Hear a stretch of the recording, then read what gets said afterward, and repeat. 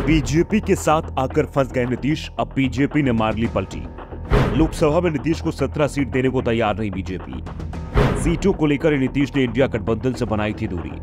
अब नीतीश के लिए पलटी मारना हो चुका है मुश्किल।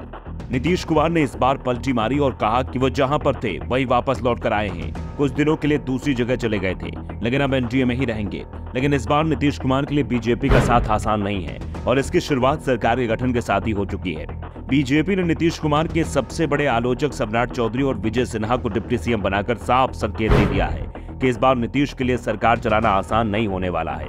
और अब कहा जा रहा है कि अमित शाह की ओर से नीतीश को साफ मैसेज दे दिया गया है कि लोकसभा चुनाव में 2019 वाला सीटों का बंटवारा नहीं होगा। नीतीश कुमार की ताकत पहले से कम हो चुकी है, इसलिए उनकी सीटों की संख्या को भी कम किया जाएगा।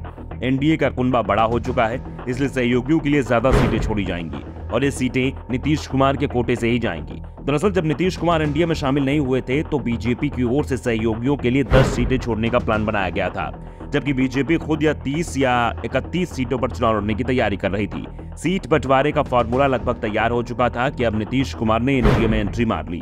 नीतीश कुमार को एनडीए में लेना बीजेपी की मजबूरी इसलिए थी क्योंकि जेडीयू और आरजेडी गठबंधन बिहार में बीजेपी पर बहुत भारी पड़ रहा था।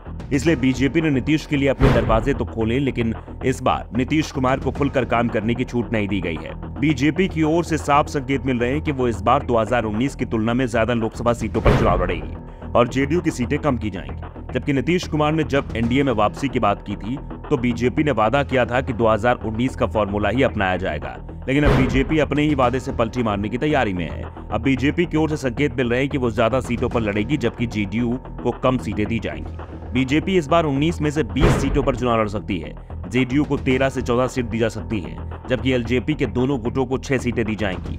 इसमें चिराग और पशुपति पारस को 3-3 या फिर चिराग को और 4 पशुपति को 2 सीट दी जा सकती है। ये साफ है बीजेपी हर कीमत पर चिराग को अपने साथ रखना चाहेगी, जबकि नीतीश कुमार का समर्थन पशुपति पारस के साथ है। 2 सीट उपेंद्र कुशवाहा को भी देने की तैयारी है, जबकि जीतन राम मांझी के लिए कहा जा रहा है कि उन्हें राज्यसभा में भेजा जाएगा। बिहार में 6 सीटों के लिए राज्यसभा चुनाव का ऐलान हो चुका है और बीजेपी को इनमें से 2 सीटें मिलने की उम्मीद है और पार्टी 2 में से 1 सीट जीतन राम मांझी को दे सकती है। मांझी को पार्टी लोकसभा चुनाव के बाद सरकार बनने की स्थिति में मंत्री पद भी दे सकती है।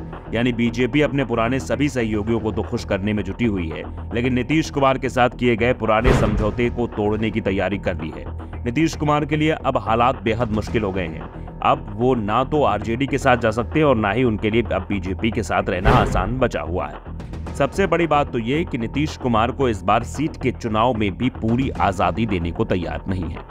इसके बाद अब नजरें इस बात पर टिकी हुई हैं कि जेडीयू के कितने सांसदों के टिकट नीतीश को काटने पड़ेंगे और ये तो पहले से ही कहा जा रहा है कि अगर सांसदों के टिकट काटे जाएंगे तो ये बगावत कर सकते हैं। फिलहाल तो ये साफ हो गया है कि नीतीश कुमार बीजेपी के साथ आकर पूरी तरह फंस गए हैं। Bureau report, the Navdarpan news.